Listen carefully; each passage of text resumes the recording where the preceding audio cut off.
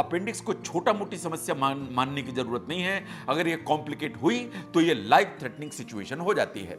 Now question हमेशा खड़ा होता है कि इसको कैसे पहचानें, इसके क्या सिम्टम्स एंड साइंस हैं।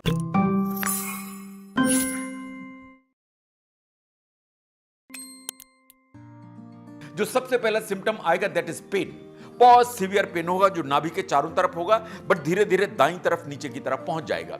Number second is the loss of appetite. जैसे ही अपेंडिसाइटिस चालू होगी आपकी भूख एकदम गायब हो जाएगी, आपको जी मिचलाने लगेगा, आपको वॉमिटिंग चालू हो जाएगी। एंड नंबर 4, दूसरे या तीसरे दिन आपको फीवर आ जाएगा। So these are 4 most important symptoms जो आना चालू हो जाते हैं। अगर हम एग्जामिन करेंगे तो इस तरफ का जो एरिया है उसमें टेंडरनेस होगी, उसमें रिजिडिटी होगी। इट इज क्वाइट पॉसिबल कि इसमें हल्की सी गार्डिंग आ जाए।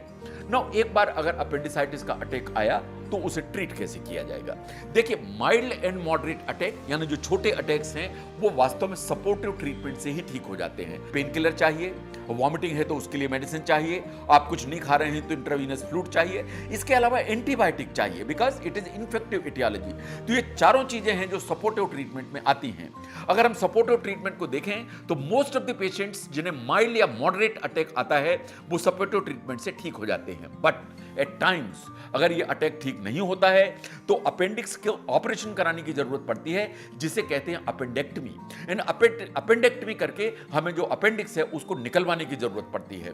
तो जो सर्जरी का जहां तक सवाल है वो दोनों स्टेज में होगी। अगर अटैक आया, दवाइयों से ठीक नहीं हो रहा है, सपोर्टिव ट्रीटमेंट से ठीक नहीं हो रहा है, तो अपेंडिक्स को निकालने की जरूरत पड़ सकती है। या ये जो अटैक बार बार आ रहा है तो भी आपको ऑपरेट कराने की जरूरत पड़ती है एंड अपेंडिक्स को निकालने की जरूरत पड़ती है। मुझसे अगर पूछें तो जो स्टैंडर्ड अपेंडिसेक्टमी है वो बिल्कुल सेफ प्रोसीजर है, कोई किसी तरह का रिस्क नहीं है। ये बात सही है कि अगर कभी ऐसा होता है कि इमरजेंसी अपेंडेक्टमी की जरूरत पड़ी तो कभी कभी 1 to 2% पेशेंट्स में थोड़े से कॉम्प्लिकेशंस का डर रहता है। अगर इन कॉम्प्लिकेशंस को देखें तो हमेशा डर रहता है कि कहीं कोई इन्फेक्शन डेवलप नहीं हो जाए एट द लोकल साइट, कहीं ऐसा तो नहीं है कि इस एरिया में कुछ एब्सेस डेवलप हो जाए या हल्का सा पस का पॉकेट डेवलप हो जाए।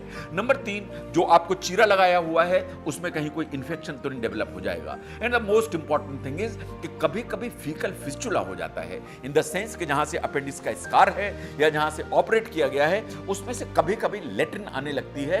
ये कुछ दिनों के लिए होता है, अपने आप ही रिजॉल्व हो जाता है और ये सेल्फ लिमिटिंग होता है। लेकिन ये बात सही है कि अगर इमरजेंसी अपेंडेक्टमी हुई तो थोड़े बहुत कॉम्प्लिकेशन की संभावना होती है।